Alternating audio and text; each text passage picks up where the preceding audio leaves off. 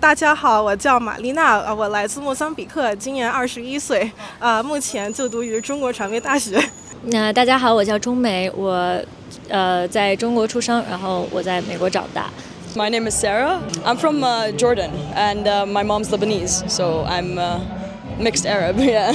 因为我在北京长大的是吧，所以我长大的时候听别人说话，我从来没学过中文，我是自学的。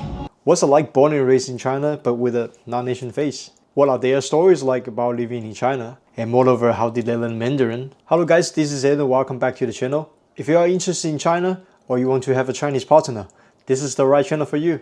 And you can also learn Mandarin from the channel. So let's go hear their stories. Thank you so much for your time. Can you briefly introduce yourself? Hi, I'm Marina. I'm 21 years old and I'm from Mozambique. How long have you been in China? I've been here, this is my second year in China, and I was actually born in China. No way. Yes, in Beijing. How does that story happen? I know like China is not very accustomed for immigrants. So my dad was working here in Beijing. Then my mom had me here. I already prepared a question for foreigners, but since you are native Chinese basically. So Actually. how's it like living in China but like with a foreign face? It's nice, people are friendly, but I would say it's a little bit uncomfortable because being a foreigner here, of course people will look at you, they'll ask questions all the time. That makes me a little bit uncomfortable, but in general, it's pretty good, it's pretty nice. What kind of question they usually ask? They usually ask, where are you from? Where's your country? Because Mozambique is not a well-known country. It's a small country, so they usually ask that. I know some countries in Africa, but honestly, I'm sorry. I didn't know. It's okay. Yeah. What are some pros and cons about living in China? The pros, I would say that it's very convenient. You can buy stuff everywhere. Like it's pretty easy to buy stuff, and it's very cheap. People are friendly here. The cons, I would say, it's because we look too different here, and yeah.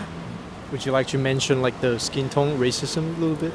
No offense. Yes, I get it. Racism. I haven't gotten any racism here, but I heard stuff from my friends. They also have the same skin tone as me. That's a little bit of a problem. But they're not racist. They don't attack you, but I would say it's a thing. It's a culture thing, because most people here are very I would say curious. Yeah, so they want to get to know you better, but they don't know how to really approach you. Yes. Because like being a foreigner in China is such like a unique thing, and also like the skin tone difference is even more unique. Yeah. You are studying university now? Yes, I and, am. Are you dating anybody? Or? No, I'm not. Okay. Are you into Chinese or into doesn't matter? Doesn't matter. Cool. As long as they look good.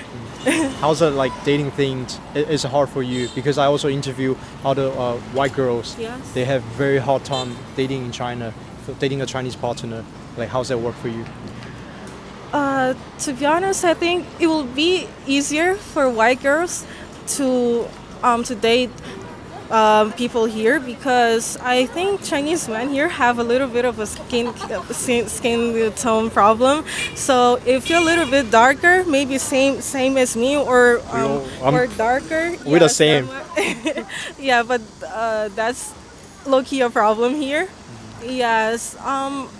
I've heard people like from guys like they will tell me, oh, like you're so pretty, but your skin tone's a little bit dark. So it's always a but. Yeah, so I hear that a lot. That's not for you. They're not for you. So what's your advice for people who want to come visit China? Maybe learn a bit of Chinese. Yeah, to make things easier here for you. Yeah, just have fun and like don't take things personal, because people are nice here, but like they're just very curious. That's all. I heard like first when you came to China, there's like a honeymoon, feel like a celebrity, and then at the end later it gets like a paranoid, annoying. Yes. Because like every time I go out, like people just want to take pictures with me, or like they take pictures without asking me. At first that was great, cause I felt like a star, but then started to to feel uncomfortable. I experienced it, not taking a picture of me, but my friends. Yeah, there's like one guy came out with a phone and then he stayed there for like 20 seconds and then he put, "Are you tourist?" And then, "Can I age your WeChat?" That was really weird. Yeah. Thank you so much for your time. Can you briefly introduce yourself? Of course, my name is Sarah. I am. Do I have to say my age or? Age? Yeah, sure. Nah, let me not say my age. Okay. Let me not say my age. Are you gonna cut that? Or- Yeah. Oh, okay. Where are you from? I'm from Jordan, and my mom's Lebanese, so I'm mixed Arab. Yeah. How long have you been in China? I was actually born here and raised here my whole life. Yeah. For entire life. Entire life. Yeah. Entire life. Yeah. Yeah. Why did your family move to China before? Well, basically, my dad was working in the embassy. He was an ambassador here in an embassy. So, yeah, that's why we were all raised here for all our lives. Yeah, and I've gotten used to China. So, yeah, it's like my home now. So, you know, like the ethnicity in China is only Chinese. So how's it like living in China but with a foreign face? Oh, I'm always a Lawai. But then it's a very interesting thing because whenever I would talk to people and they wouldn't recognize, like they wouldn't see my face, they would say, wow, this person's Chinese. But then once I turn my head, they're like, whoa, you're actually a foreigner. Yeah, so they get surprised with that. Yeah. Any pros and cons about living in China? Pros and cons. So basically, I've gotten so used to this place, like it's my home, you know. So pros mostly than cons, but yeah, it's a great place. And cons is mostly like something like it's too like traffic, you know. A lot of people here, population is large, and yeah, and of course there's also like people. Some of them are very friendly, some of them are you know, but it's like half. Yeah. What do you mean like the people are not friendly? And more like in a way where they treat foreigners more like an outsider, but then I mean, it's basically knowing about your background. So once they get to know more of you, then they start to feel like they can enter you in their lives. So they start to be more welcoming, basically. There's a saying, if you were born in China, you'd never be Chinese. Yes, exactly. Yeah, that's what I'm saying. Yeah. So, but I mean, I have met a lot of great people here, and they're all very friendly. And I have family here, so everyone is very close to my heart. And no matter what you say, China will always be my home. So you were born in China, but are you able to get a Chinese green card or Chinese passport? I can't actually, because even though I was born here and all that, it's very strict for that. But then, I mean, I will try and see. Hopefully, maybe in the future, I'll be able to get that. Do you see yourself move to Jordan? Honestly, no way. Honestly, like, I love home, but I'm barely back home. I usually go once every 4 years. So, yeah, I mean, I'm barely back home. And I mean, I do have family there, but if I would want to go, the most I would stay is maximum 1 month. Yeah, something around that. Very curious. So, like, how does it feel like when you go back to Jordan? When you visit Jordan, was it like a lot of culture shocks or like? It's mostly like short stays, but like I said, I feel more like an outsider there than I do here in China. Yeah. Thank you so much for your time. Can you briefly introduce yourself? I'm Zhongmei, and I was born in China, and I live in China now, and I grew up in the States. When I was a kid, I was here for just like kindergarten, and then I came back here for college. Can you briefly introduce yourself in Chinese? Oh, OK. 大家好，我叫钟梅，我在中国出生，然后我在美国长大。 Wow, your Chinese is amazing. So how's it feel like when you've been away from China and then now you were back in college? How's it feel like? It was different because I think I remembered China just as a kindergartner, and I learned Chinese all in America. So it was to come here, I was like really shocked because I imagined everything as my ancient Chinese dramas, like walking like an ancient Chinese drama, because that's how I learned Chinese. But then when I got here, I realized that people don't actually act like ancient Chinese dramas or Taiwanese dramas. People don't actually act like what they do on TV. Yeah. That's funny. Yeah. Why did you decide to move back to China after you were raised in America? I was just really in love with the language. Yeah, I think that's all. I was just really in love with the culture, the ancient culture, and yeah, I was in love with ancient culture, and I think even till now I'm still in love with that, and just kind of imagine myself in an ancient Chinese world I don't know about you, but everywhere I go in China, I just imagine like what it was maybe 500 years ago or even 2,000 years ago, and that this place was inhabited by so many cultures and so many different versions of Chinese that like it's such an amazing feeling. I feel like to walk on such an ancient, soil. Yeah. What about any cultural difference when you came back to China? When I came back, oh my gosh, so many. I think just the fact that I speak Chinese without an accent because I practiced so much all my life, but then I actually speak it with an American attitude. So like a lot of Chinese people would be maybe even offended because I would say like very American things, like talk like an American but in Chinese. And I think that as a child I probably offended some people. Okay. But now we're good. How did you learn Chinese? TV. So ancient Chinese dramas, yeah. Do you have any daily practice?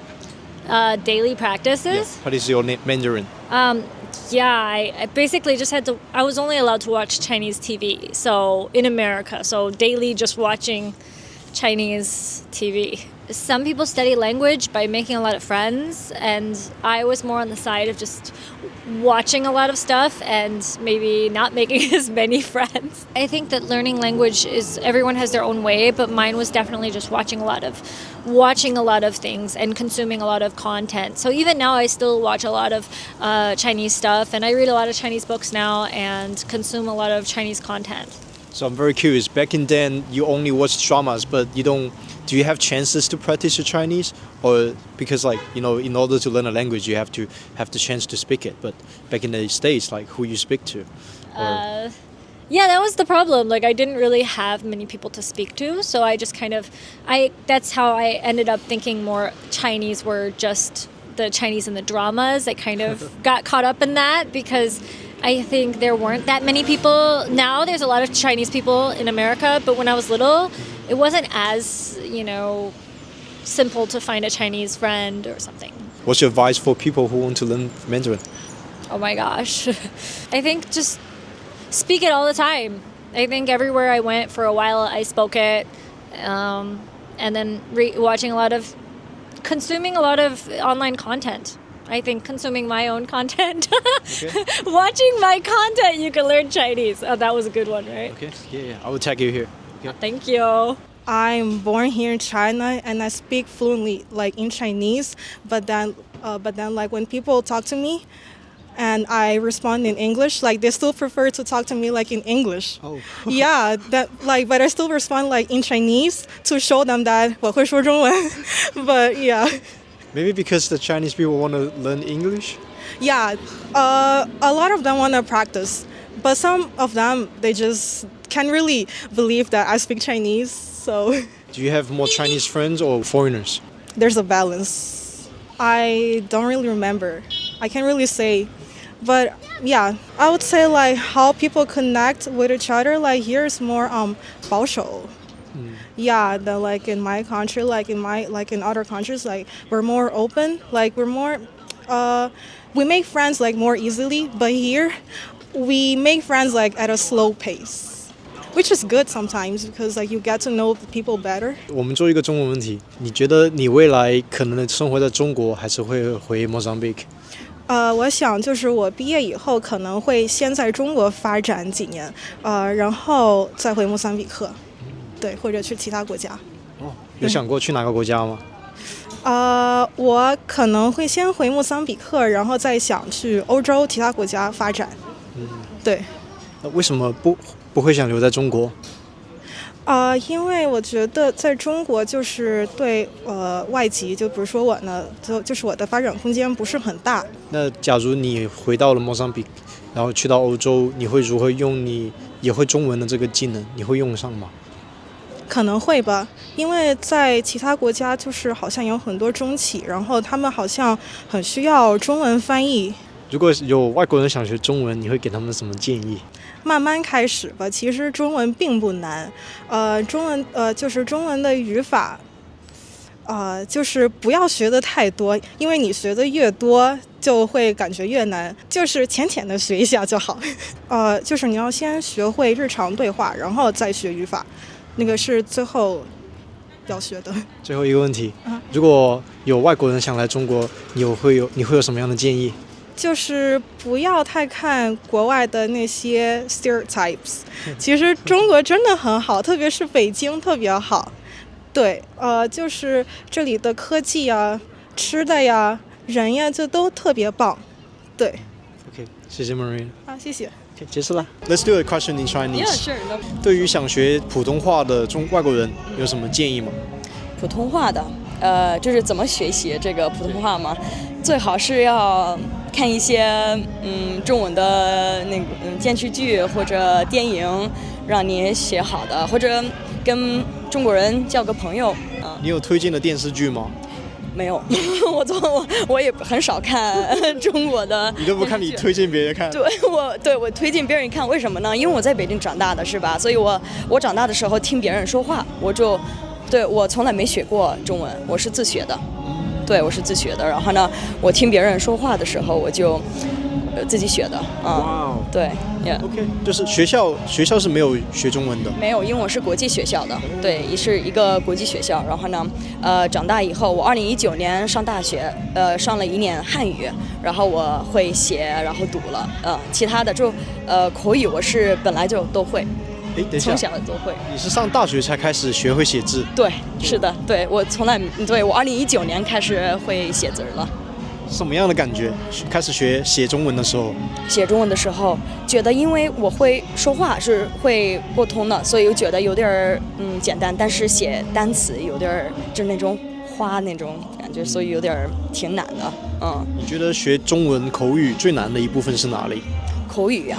最难的部分是，就跟我一样，我是可以跟你沟通的，但是，放在一个很认真的一个就是地点，重点我就不会说话了，就那种感觉。什么意思？就是，when you put me in serious conversations, I will not be able to talk about that. But if we're communicating, having fun, 我就都会的。Yeah, just like what's happening right now. What's happening right now, exactly. But if you tell me to read a newsletter or do an interview, like a very not this interview, but like more like a professional interview, I would have trouble with that. Yeah. It's already impressive. Thank you, Sarah. Thank you so much. Thank you. That's great. Thank you. Yeah, that's it. Yeah. So you're also doing social media content. You're also a content creator in China. Yeah. Speaking of which, do you have like content in China too? Do you post? 小红书。Oh, cool. 所以你现在有哪一些社交网络平台？很多，我现在在努力的做所有的抖音、小红书、Instagram, TikTok, and I'm working on my new project, which has been going on for a while, which I hope people like, which is Sexy Chinese History on YouTube. I want to make a podcast about the sexy Chinese history that I love, and I hope that other people love. Yeah, I think there's just a lot of history that people don't realize is so interesting, and I never figured out. I couldn't read too well before, but then slowly it took a lot of time to be able to read history books, and now that I can read, I realize that Chinese are so interesting, like way more interesting than we think. Let's go back to the topic. So, 做中国的自媒体跟做美国的自媒体有什么区别 Oh my gosh, 你觉得有什么区别？很多很多。比如呢？我觉得 YouTube 更尊重创作者，比如说国内的逻辑，比如说抖音，其实每个平台不一样。抖音你是需要带货，小红书你是需要接广告，但你不需要卖货。但 YouTube 的话，它会自动会给你钱。所以这一点我觉得，而且国内有很多的媒体，很多字不能说。比如说小红书你就不能出现微信2个字，不然你会被限流。但是 YouTube 不存在这种问题。Yeah, good point. I think just what people like in America is very different than what people like in China. Like, let's just say a simple vlog. The style in China is more cutesy. It's more on the side of the Chinese. Like, I think as a girl, I just noticed that Americans are definitely, the vlogging style is very different than like the Chinese girl vlogging style. Examples? Let me try and think. How do I It's like just the feel. I'm trying to think about another one. I just think it's just what people like are different. Like I don't really have any. I think everyone just has different 审美, you know. Like let's say on TikTok, on Douyin in China, there's a lot of times I heard that you can't like wear something that shows any part of your chest, even if it's not like showing too much of your chest. And so I think just simple things like that, like you always have to worry about how low your clothes are. But like you can't have cleavage or any cleavage because I don't even have cleavage. But I think in China, like even the cleavage that I don't have is cleavage. Yeah. Last topic. Let's talk about dating. Any differences dating a Chinese man versus non-Chinese? Oh, yeah, there's a lot, I think. But I think the biggest difference is more like finding a man in China. Yeah, I think that's just hard for Western girls. So you think it's very hard? You think Chinese guys don't usually go after Western girls? Well, I mean, have you gone after Western girls? That's what I've been doing since I grew up. Oh, so you see, you're the anomaly.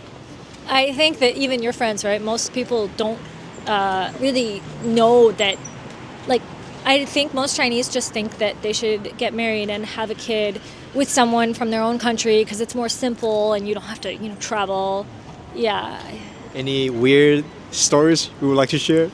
Weird stories. Well, I was told by a Chinese guy that my legs were not straight. Huh? Yeah. Your legs weren't straight? Yeah, my legs were not straight. And I didn't look good because my legs were not straight. So, that was just once. But I don't really know what that means. I don't know. Do you know what that means? I don't really know. But my legs are not straight, okay? So that was a thing. And now I know that. Now I know my legs are not straight. Okay. What else? Just that. Any like culture difference? Cool. Don't know. Okay. Thank you so much. That's it. Thank you. Thank you guys for watching. I can tell how excited I was when I was filming and editing this video. So what do you guys think? And if you guys are located in Beijing, feel free to hit me up. I'd love to interview you. And also feel free to leave a comments about what specific topics you're interested or specific questions you would like me to ask. Hope you guys have a lovely day and see you guys in the next video.